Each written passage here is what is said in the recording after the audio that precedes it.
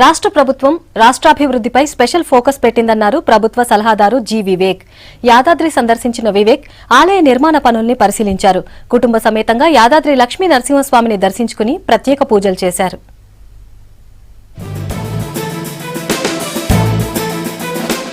ప్రభుత్వ సలహాదారుగా బాధ్యతలు చేపట్టిన తర్వాత తొలిసారిగా యాదాద్రి వచ్చిన వివేక్ కు ఆలయ అధికారులు, అర్చకులు పూర్ణ కుంభంతో స్వాగతం పలికారు.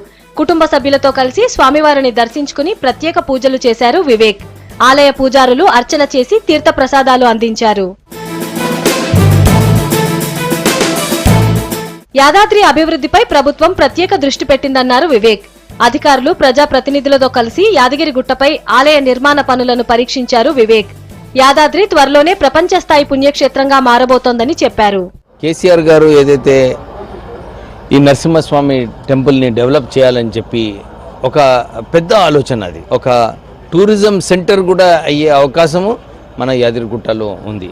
అది వారు ఆలోచించి దీన్ని పెద్ద స్థాయిలో చేయాలని చెప్పి ఏదైతే పని మొదలుపెట్టినారో వారికి డెఫినెట్లీ మనం అందరం కూడా కృతజ్ఞతలు చెప్పుకొని తొందరగా అయ్యేలాగా చూసుకుంటే బాగుంటుందని చెప్పి ప్రభుత్వ సలహాదారుగా బాధ్యతలు చేపట్టిన వివేక్ కు అభినందనలు తెలిపారు ప్రజాప్రతినిధులు, పార్టీ నేతలు. యాదాద్రి వచ్చిన వివేక్ ని ఘనంగా సన్మానించారు. బంగారు తెలంగాణ సాధనకి కృషి చేయాలని ఆకాంక్షించారు.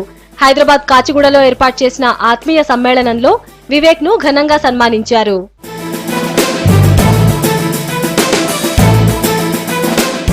డబుల్ బెడ్రూమ్ స్కీమ్ లో సిటీలోని పేదలందరికీ ఇళ్లు నిర్మించాలని రాష్ట్ర ప్రభుత్వం ప్రయత్నిస్తోందన్నారు వివేక్. స్మార్ట్ సిటీగా హైదరాబాద్ ని అభివృద్ధి చేసేందుకు సీఎం కేసీఆర్, మంత్రి కేటీఆర్ ఎంతో కృషి చేస్తున్నారన్నారు.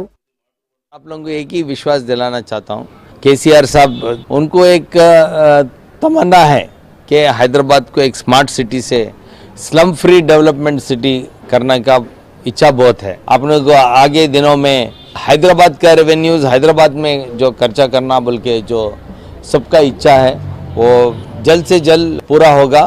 और जो आप लोग गवर्नमेंट को जो सपोर्ट करते हुए आ रहे हैं, हम लोग आपके साथ हैं और आपके समस्या पूरे भी गवर्नमेंट के पास लेके जाके अपन दूर करने का कोशिश करेंगे. సీఎం కేసీఆర్ ఆశయాలకు అనుగుణంగా రాష్ట్రాభివృద్ధికి కృషి చేస్తానన్నారు వివేక్.